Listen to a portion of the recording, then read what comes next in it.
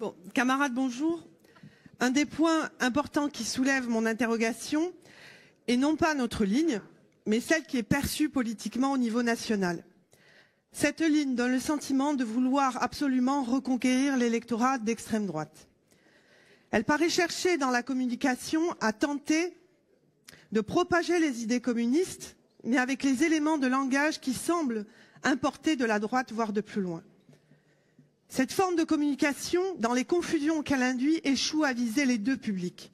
L'électorat d'extrême droite reste insensible à notre discours, et de l'autre, nous perdons le peuple de gauche au double sens du terme. Autrement dit, non seulement on le perd en le désorientant, mais on le perd aussi parce qu'il ne vote pas pour nous. Cette stratégie de communication semble vouloir s'adresser à tout le monde en général, elle finit par ne s'adresser à personne en particulier. Dans ce cadre, notre parti doit veiller à ne pas ajouter à la confusion en mettant le monde des travailleurs en concurrence entre ceux qui ont un travail et ceux qui en sont privés par un discours sur le RSA notamment qui produit davantage de complications qu'il n'éclaire ce qu'on vise. Or, il existe un public pour nous, non seulement le peuple de gauche dans lequel se trouvent notamment les salariés des quartiers populaires qui votent encore massivement à gauche, mais aussi tous les abstentionnistes qui n'ont pas viré extrême droite, mais qui ne se retrouvent pas dans l'offre politique. Dans ce cadre, le parti, compte tenu de ses résultats négatifs, doit viser un public, autrement dit, doit se constituer une base sociale solide, mais une base accessible à nos idées, et non pas des électeurs convaincus par l'extrême droite. Il sera toujours temps, après s'être constituée cette base, de l'élargir et d'aller chercher plus loin des électeurs. En outre, la situation sociale est potentiellement explosive. Après avoir écrasé dans la violence les gilets jaunes, soumis le mouvement social contre la réforme des retraites et les parlementaires au 49.3, ignoré les résultats des urnes en juillet dernier, puis le mépris faisant suite à la censure du gouvernement, la bourgeoisie a épuisé toutes les voies démocratiques et institutionnelles qui permettent de canaliser la colère sociale.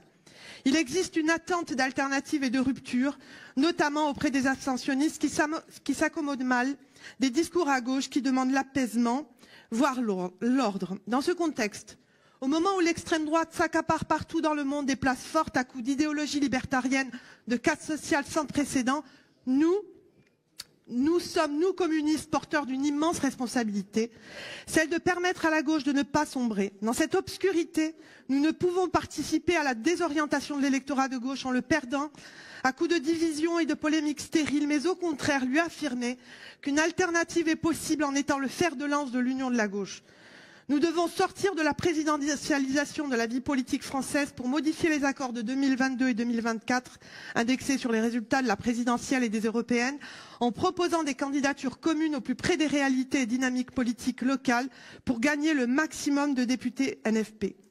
Nous serons utiles en posant l'exigence du rassemblement et en négociant la place de notre parti dans ce rassemblement comme une nécessité pour la lutte des classes et dans le combat contre l'extrême droite. Je fais confiance aux camarades communistes pour ne pas se laisser happer par les sirènes de l'identité politique, mais au contraire de croire dans leur forte singularité et d'affirmer cette dernière en pesant de tout leur poids dans le rassemblement des forces de gauche.